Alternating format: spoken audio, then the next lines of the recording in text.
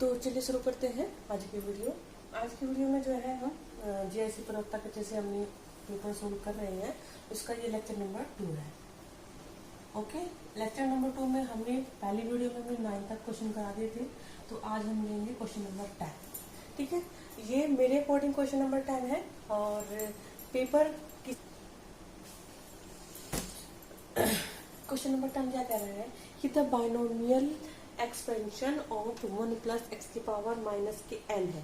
यहाँ पे ध्यान से देखिए क्या है, 1 प्लस एक्स की पावर माइनस के ए 1 इज वैलिड ओनली। ये वैलिड कब होगा, यानी कि इसका एक्सपेंशन हम कब खोल पाएंगे, कब इसको सही माना जाएगा, इसकी वैल्यू कहाँ से कहाँ तक वैरी करते हैं, तो वो चीज मैं आपको बता रही हूँ। देखो, इसका आपको एक याद रख लीजिए, इसकी जो हम एक्सपेंशन खोलेंगे वो तभी खोलेंगे जब x की वैल्यू जो है -1 से लेके एक और 1 तक होती है। ठीक है, यानी कि ये ओपन इंटरवल में होती है। 1 और -1 दोनों को छोड़ करके बीच की जो वैल्यू होती है वो, मैं इसको क्लोज इंटरवल में नहीं लिख सकती। क्यों? क्योंकि इसमें दोनों के दोनों इंक्लूड किए जाएंगे। देखो, यहाँ पे भी 1 इंक्लूड है लेकिन -1 नहीं है, यहाँ पे 1 इंक्लूड है लेकिन 1 से छोटी है सारी चीजें, इसमें शो नहीं किया, 1 को इंक्लूड किया, जबकि हमें कहा है कि ओपन इंटरवल में 1 को छोड़कर। यहाँ पे क्या है, 1 और -1 को दोनों को लिया गया है और ये क्लोज इंटरवल है। -1 और 1 ये क्लोज इंटरवल है, ये नहीं होगा तो ऑप्शन नंबर क्या होगा, सी। आपको इस वीडियो में या जितने भी जो जीआईसी का क्या कहा है, ऑर्डर एंड डिग्री, इसकी डिफरेंशियल इक्वेशन की डिफरेंशियल इक्वेशन आपको गिवन है। ये सेकंड डेरिवेटिव में है, d square upon y d x square equal to 1 plus d y upon d x का होल स्क्वायर और की होल की पावर 3/2। देखो, यहाँ पे हमें एक चीज पता है कि डिग्री और ऑर्डर हमको बताते हैं। ऑर्डर और डिग्री हम तभी बताते हैं, ऑर्डर कितना होगा, जितनी भी बार उसकी ऑर्डर यानी कि क्रम, जितनी बार उसका डेरिवेटिव हुआ, यानी जितनी बार वो डिफरेंशिएट होता हो मैक्सिमम पावर। ओके, तो ये तो होता है ऑर्डर। क्या होता है? ऑर्डर, यानी कि हाईएस्ट डेरिवेटिव। ओके, फिर क्या कहा है, डिग्री। डिग्री यानी कि जितनी बार वो हाईएस्ट पावर डेरिवेटिव हुआ है उसकी पावर कितनी है। पावर का मतलब डिग्री है ना, यानी कि हाईएस्ट, ये हो गया पावर, ये डिग्री है, ये पावर है किसकी, डेरिवेटिव की, हाईएस्ट डेरिवेटिव। ओके, समझ में आ गया? मैं दोबारा लिख देती हूँ, डेरिवेटिव, समझ में आ गया, हाईएस्ट पावर ऑफ डेरिवेटिव। तो सबसे पहले हम कैसे पता करें, यहाँ तो 3/2 है, जबकि हमारे पास ऑप्शन में कोई भी फ्रैक्शन नहीं है, हमें क्या है, इंटीजर देना है। इंटीजर देने के लिए क्या करेंगे, इसे 2 से क्या करेंगे, होल स्क्वायर कर देंगे, तो दोनों तरफ स्क्वायर करेंगे, squaring both side, squaring both side. तो ये क्या होगा, d square y upon d x square का होल स्क्वायर हो जाएगा। अच्छा, जब इसको होल स्क्वायर करेंगे तो ये 2 से 2 कट जाएगा, तो क्या आएगा, 1 plus d y upon d x का होल स्क्वायर का होल पावर 3, 2 तो कट जाएगा। अच्छा, अब यहाँ से पता करेंगे हाईएस्ट डेरिवेटिव कितना है, कितनी बार होता है, यानी कि 2 बार तो हुआ है, तो क्या हो गया, 2। ये कितना हो गया, 2। हाईएस्ट डेरिवेटिव की पावर कितनी है, ये भी 2 है। तो उसने पूछा है सम, क्या पूछा है इसने, इन दोनों का सम क्या है, तो सम क्या होगा, 2 + 2 = 4। तो आंसर क्या होगा, 4। ऑप्शन नंबर डी करेक्ट हो गया। क्वेश्चन नंबर 12 में क्या कहा गया है कि जो मल्टीप्लिकेशन है इन द मल्टीप्लिकेशन ग्रुप, ये ग्रुप दिया गया है 1 - 1 i - के i, ये सेट दिया गया, पूरा का पूरा ग्रुप दिया गया है। इसने कहा कि the order of element i is equal to, जो ऑर्डर होगा एलिमेंट का वो i कब आएगा, है ना, यानी कि i में एक ऐसे एलिमेंट के लिए मल्टीप्लिकेशन करनी है जो सेम वही एलिमेंट हमें मिल जाए। तो क्या है, वो तो केवल 1 ही होगा, है कि नहीं, तो क्या होगा, वो एलिमेंट 1 ही होगा। जैसे कि मैंने 1 में गुणा करी तो 1 की -1 में क्या करी, -1 में गुणा करी तो -1, 1 की i में मल्टीप्लाई करी तो i, और 1 की -i में मल्टीप्लाई करी तो -i। ठीक है, ओके, तो उसका ऑर्डर ऑफ कितना 1 आ जाएगा। तुम्हें पता है कि i का स्क्वायर करने पे क्या आता है, -1 आता है ना। तो इसमें चाहिए लीस्ट, सबसे पहले तो हम जो बात जहाँ होती है वही तो देखेंगे। तो क्या होगा, अगर मैं एक बार ओ इसका स्क्वायर कर दूँ, क्या आएगा, i² का स्क्वायर = -1 का स्क्वायर, यानी कि 1 आ गया। ठीक है। ठीक है, तो ये कितने ऑर्डर का आया है, आई की पावर 4 इक्वल टू 1 पे। तो यहाँ कितना आया है, आई की कितनी पावर करने पे 1 आएगा, वो सेम एलिमेंट आएगा, तो आएगा 4। ठीक है, में क्या गिवन है कि प्रोजेक्शन निकालना है, ये वेक्टर गिवन है हमें, ठीक है ना, इन दोनों को प्रोजेक्शन निकालना है, किस वेक्टर पे निकालना है, अब वो देख लीजिए, इस पे दूसरे पे निकालते हैं।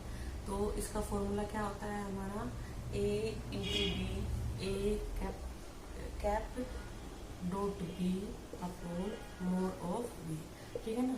इसका तो आपको पता है कि इन दोनों की क्या है, डॉट है, तो डॉट करो, डॉट करने पे क्या आएगा, इसका जो वो है कोफिशिएंट वो 1 है, तो 2 1 जा 2, मैं यहाँ पे कर भी देती हूँ, a1 a2, ये a1 ये a2 ये a3, अभी आप पता करो कहाँ से आया, b1 b2 और b3, इसका मैं फॉर्मूला लिख देती हूँ। तो ये होता है a1 b1 plus a2 b2 plus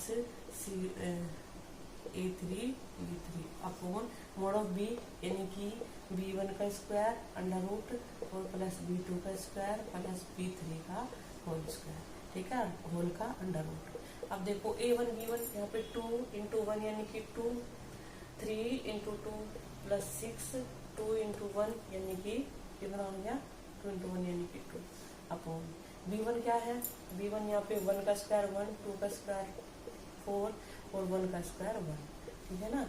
तो अब कितना आ गया, 6 और 4 10 अपॉन 4 और 2 5, 5 6, तो 6 कितना हो गया 5 अपॉन ये अंडर रूट 6 है ना, तो क्या हो जाएगा अंडर रूट 6। ठीक, आगे सोलह इलिप्स क्या होती है, सेंट्रिसिटी यानी कि ई, जिसे उत्केंद्रता बोलते हैं हिंदी में। ओके, तो सबसे पहले तो आप इसको इलिप्स में चेंज करो, इलिप्स में चेंज करने के लिए क्या करेंगे, आज इसका एलसीएम लेके और यहाँ पे 1 बनाएंगे, 1 बनाने के लिए दोनों को क्या करेंगे 225 से डिवाइड करेंगे, तो क्या आ गया 200, बहुत ही सरल भाषा में समझा रही हूँ, 225 प्लस की 9 अपॉन 25, ये क्या है वाई स्क्वायर है, और y square equal to 1। Okay, अब यहाँ पे क्या है 25 नंबर 225 एक्स स्क्वायर और 9 प्लस वाई स्क्वायर अपॉन कितना हो गया 25 नंबर 225 और इक्वल टू 1। ओके, अब देखो इसेंट्रिसिटी ऑफ इलिप्स की क्या होती है, ई की वैल्यू हमेशा लेस देन 1 होगी, क्या होगी, लेस देन 1 होगी। तो क्या होता है उसका फॉर्मूला कि E square equal to B square equal to B square 1 minus के ई स्क्वायर, तो क्या होगा A square equal to B square, और ई 1 से कम है तो 1 में से लेस होगी, यानी कि 1 माइनस के ई, ये सेंट्रिसिटी है, हमें सेंट्रिसिटी ही बतानी है। ए की वैल्यू हमें पता है, क्योंकि फॉर्मूला जो इलिप्स का होता है वो होता है x square upon a square plus y square upon b square equal to 1। तो ए स्क्वायर की वैल्यू कितनी है यहाँ पे, वो है 9, बी की वैल्यू कितनी है 25 और इक्वल टू 1 माइनस के ई, ठीक है, ये यहाँ पे चला जाएगा, तो क्या आ गया 9 अपॉन 25 इक्वल टू 1 माइनस के ई, ये इधर ले जाओ, ये इधर ले जाओ, कितना आएगा 9 अपॉन 25, सॉरी एक माइनस हो जाएगा, तो ई इक्वल टू 1 माइनस की 9 अपॉन 25, तो ये कितना हो गया 16 अपॉन 25। ओके, तो ये क्या है सेंट्रिसिटी हो गया 1 माइनस के ई स्क्वायर है, सॉरी ई स्क्वायर हो गया, तो ई की वैल्यू कितनी आ गई 1 प्लस माइनस के 4 अपॉन 5, तो ये क्या है 4 अपॉन। क्वेश्चन नंबर 15 में ये कह रहा है कि अल्फा और बीटा, ये अल्फा है, अल्फा और बीटा किसी इक्वेशन के रूट्स हैं, यानी कि मूल है, ठीक है, वो इक्वेशन हमें गिवन है, इक्वेशन है एक्स स्क्वायर माइनस के एक्स प्लस के 1 इक्वल टू 0, ठीक है। आप देखो ये इक्वेशन भी एक ऐसी है कि इसको हम सिंपली जो है ना वो गुणनखंड या फैक्टर करके नहीं तोड़ सकते, इसकी वैल्यू रूट्स नहीं निकाल सकते, इसे हम सीधाचार्य से ही करना पड़ेगा। ओके, क्यों, क्योंकि 1 के ऐसे कोई टुकड़े नहीं हो सकते जिनको जो जोड़ के 1 आए और मल्टीप्लाई करके 1 आए, ठीक है ना, 1 इंटू 1 1 होता है, लेकिन 1 प्लस 1 तो 2 होता है ना, तो इसको केवल सीधाचार्य से इसके रूट निकालेंगे। अब ये कह रहा है कि जो इसके रूट्स आएंगे उन रूट्स में आपको x की पावर 2016 और y की पावर 2016, सॉरी अल्फा बीटा है, अल्फा बीटा के रूट्स है, अल्फा बीटा है। ओके, तो चलो देखते हैं, पहले तो हम इसके अल्फा बीटा रूट्स निकालते हैं, सीधाचार्य बाई द सीरीधरा 4 गया। ओके, सीधे तरह चलने से क्या करेंगे कि एक्स स्क्वायर माइनस के एक्स प्लस 1 है ना, तो क्या करते हैं माइनस के 1 प्लस माइनस के बी स्क्वायर का मतलब 1 माइनस के 4ac यानी कि 4/2। ओके, तो क्या आएगा माइनस के 1 प्लस माइनस के √3/2। देखो यहाँ पे एक और हमें वेरिएंट मिल गया, बाधा मिलेगी, क्या मिलेगी माइनस के √3 है, क्योंकि रूट तो माइनस में नहीं होता, इसलिए यहाँ पे इमेजिनरी पार्ट बनेगा। इमेजिनरी पार्ट बनेगा, इसके दो रूट्स निकालो, दो रूट्स क्या होंगे माइनस के 1 प्लस के √3i/2 और दूसरा क्या होगा माइनस के 1 माइनस के √3i/2। ठीक है, हम बाय द यूनिटी की मदद से हम एक चीज जानते होंगे ना आप, क्या जानते हैं कि W जो होता है और बीटा इक्वल टू क्या आया है, ओमेगा आया है। बीटा इक्वल टू क्या आया है, ओमेगा आया है।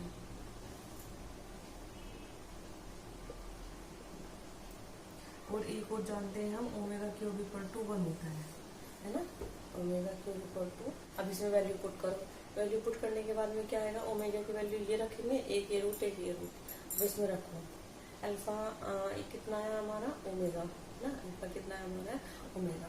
देखो यहाँ माइनस और माइनस ओमेगा स्क्वायर है, दोनों की पावर इवन है, दोनों की पावर क्या इवन है, तो दोनों को प्लस ही हो जाना, तो इससे माइनस से कोई ज्यादा इफेक्ट नहीं पड़ेगा। अब देखो क्या करते हैं हम, क्या करेंगे माइनस के ओमेगा स्क्वायर है ना, तो क्या आएगा 2016 प्लस के ओमेगा माइनस की ओमेगा की पावर 2016। अब करो इसके अंदर में गुना करो, क्या होगा ओमेगा प्लस में हो जाएगा 4032 और प्लस के ये कितना हो गया ओमेगा की पावर 2016। अब हमें पता है कि ओमेगा क्यूब 1 होता है, ओमेगा क्यूब क्या होता है 1 होता है, तो इसे 3 से डिवाइड करके 3 का फैक्टर बनाएंगे, 3 से डिवाइड करो सर, तो क्या होगा 3 से डिवाइड करके 3 एकम 3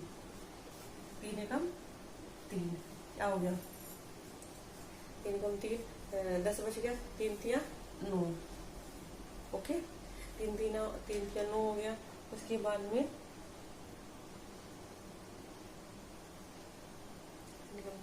3 3 9 और फिर 9 हो गया, फिर 10 3 चौक 12 और 3 चौक 12 है ना, और प्लस के इसे 3 से डिवाइड करो, ओमेगा क्यूब अलग कर लेंगे ना, तो 3 छंग 18 और 1 बच गया, 3 छंग 18 कितना बच गया 1 बच गया। अब फिर 3 से डिवाइड करो, 3 7 21 और 3 दूनी 6, 3 7 21 3 दूनी 6, तो क्या आ गया इसकी वैल्यू 1 और इसकी वैल्यू 1 कितना आ गया 2। तो फॉर ऑफ कॉमन टेंजेंट, ध्यान से सुनना, the number of common tangent, यानी कि जो कॉमन टेंजेंट होगी उनकी दो सर्कल की, तो उनको आपको गिनना है, काउंट करना है कि कितनी हम टेंजेंट उसको ड्रॉ कर सकते हैं। That can be drawn to the circles, circle से एक सर्कल की इक्वेशन ये दी गई है और एक सर्कल की इक्वेशन ये दी गई है। तो सबसे पहले तो आप दो सर्कल बनाए, कॉमन टेंजेंट है तो बाहर से क्या करते हैं इसका जो पॉइंट है और इसका जो पॉइंट है, ठीक है ना, तो इसका सेंटर क्या है C1 और इसका सेंटर है C2। ओके, अब आगे चलते हैं। तो सबसे पहले क्या करते हैं, जब भी आपको कॉमन टेंजेंट की बात हो, दोनों में सेंटर है, तो इस पहले सेंटर निकाल लेते हैं, और जी सेंटर निकालने के बाद इनकी रेडियस पता होगी, इसकी रेडियस और इसकी रेडियस, उसके बाद ये पता चल रहा है कि आखिर इसकी टेंजेंट कितनी खींची जा सकती है। तो चलो पता करो, अगर ये बाहर से टच करते हैं तो इनकी टेंजेंट एक तो ये होगी, एक ये होगी और एक ये होगी, 3 टेंजेंट होनी चाहिए। अब पता करते हैं, लेकिन ये तीनों टेंजेंट कब होंगी, जब C1 और C2 इन दोनों के बीच की डिस्टेंस क्या है C1 और C2, ये होगी R1 और ये होगी R2, क्या होगी R1 प्लस R2, इन दोनों के बीच की दूरी C1 C2 और इन दोनों को मिला के दोनों की रेडियस बनी। अब देखो ये हमें प्रूव करना है, तो क्या करते हैं हम सबसे पहले दोनों के सेंटर और रेडियस पता कर लेते हैं। तो रेडियस पता करने के लिए सर्कल की इक्वेशन होती है x² प्लस y² प्लस के 2gx प्लस के 2fy और प्लस के c इक्वल टू 0। ठीक है, अब क्या करते हैं पहले सेंटर, यानी कि हम क्या करते हैं सेंटर क्या होता है, सेंटर होता है माइनस के जी माइनस के एफ, और जी रेडियस क्या होती है G square plus F square minus के सी। पहले निकालेंगे हम C1, सेंटर हम C1 निकालेंगे। C1 क्या होगा, ये है पहली इक्वेशन। तो यहाँ पे क्या करना है, हम सेंटर माइनस के जी कितना होगा, इससे माइनस से कंपेयर करेंगे क्योंकि यहाँ प्लस है और यहाँ माइनस है, तो माइनस माइनस प्लस हो जाएगा, तो क्या आएगा 2 से डिवाइड करेंगे तभी तो जी की वैल्यू आएगी। फिर यहाँ पे क्या होगा 3, यानी कि 3 सेंटर हो गया। अब फिर है रेडियस निकाल लो, यानी कि 2 का स्क्वायर 4 और 3 का स्क्वायर 9, और माइनस के कितना है, माइनस है माइनस 1 प्लस, तो कितना हो जाएगा सी यानी कि 3, कितना आ गया 9 और 4 13, 13 और 4 17 √17, ठीक है, कितना हो गया √17।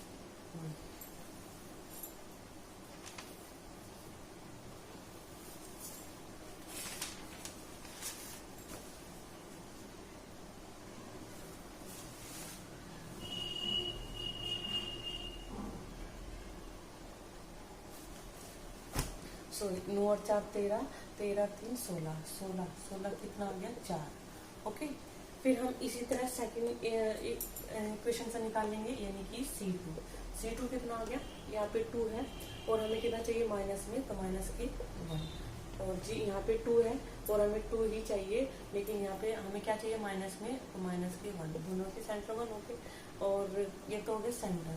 अब रेडियस क्या होगी R2 जी स्क्वायर, यानी कि 1 का स्क्वायर प्लस 1 का स्क्वायर, और सी कितना है इस पर 1 है, तो कितना आ गया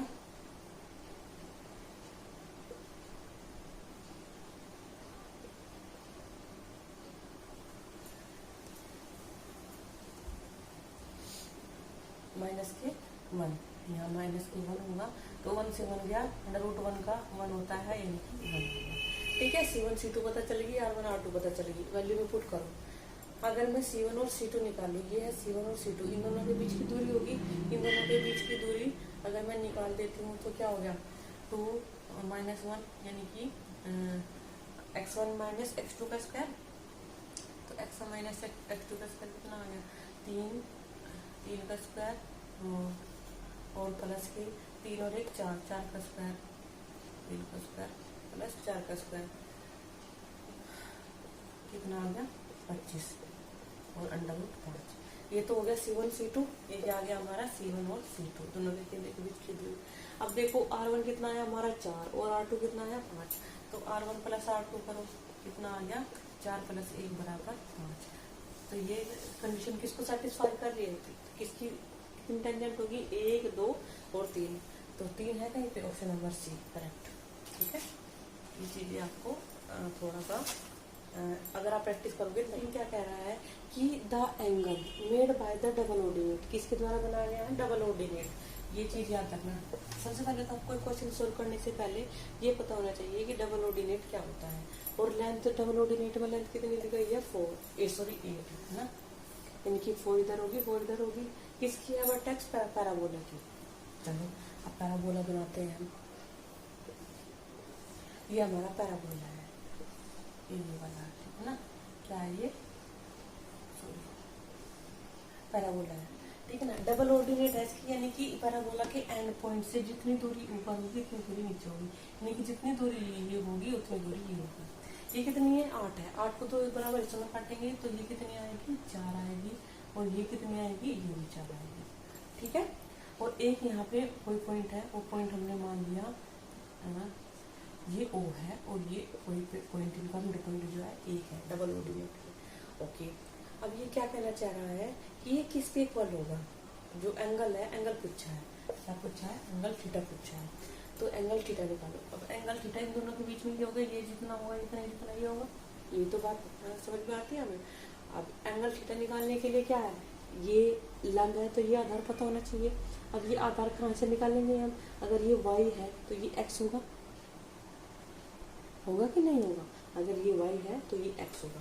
अब किस में रखेंगे, पैराबोला की इक्वेशन में रखेंगे, y² = 4ax।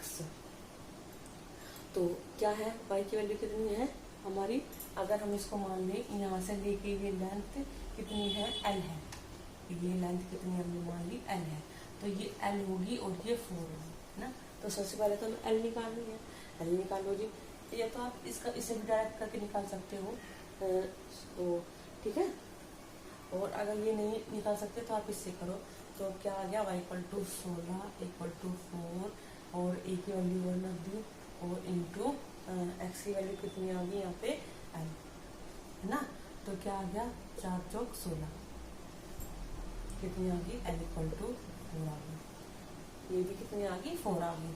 अब देखो, अब एंगल tan थीटा अगर मैं निकाल लूँ इसमें तो लंब बटे आधा है, तो tan थीटा कितना आ गया, 4/4 यानी कि 1, और थीटा में किसकी वैल्यू होती है 1 π/4 यानी कि 45 डिग्री की होती है कि नहीं होती है। अब देखो, ये केवल मैंने इसकी वैल्यू निकाल ली है, उसे तो पूरे पैराबोला की चाहिए ना। तो ये थीटा प्लस थीटा कितना होगा, theta plus theta equal to 2 theta, और थीटा की वैल्यू कितनी है 2 इंटू π/4 यानी कि π/2 कितनी होगी, π/2 है ये। तो ऑप्शन नंबर, क्वेश्चन नंबर 18 का क्या है, the number of generators of a cyclic group of order 10 कितना गया है, ऑर्डर ऑफ जनरेटर कितना दिया गया है भाई, 10 दिया गया है ना, कितना गया है 10। तो वो कितना होगा ना, उसकी संख्या बतानी कि में ऑर्डर जो जनरेटर्स कितने होंगे उनकी संख्या बतानी है। चलो, साइक्लिक ग्रुप है, साइक्लिक ग्रुप का मतलब होता है कि जहाँ से चलना वहीं पे आके रुक जाना। अगर 10 है तो 10 की मुझे ऐसे फैक्टर लेनी है जिनका जो है HCF 1 हो। मान लो क्या है, मैंने 1 लिया और 10 लिया, इसका HCF कितना होगा 1, एक तो ये हो गया। मैंने 2 लिया, क्या इसका HCF 1 होता है, नहीं होता है। तो मैंने 3 लिया, तो 3 लिया, 3 का HCF कितना होता है 1 होता है। 3 के बाद में कितना लेंगे 5 का भी हो जाएगा, 7 लेंगे कितना आएगा 1 होगा, ये भी फिर लेंगे 7 8 9, तो 1 3 7 और जी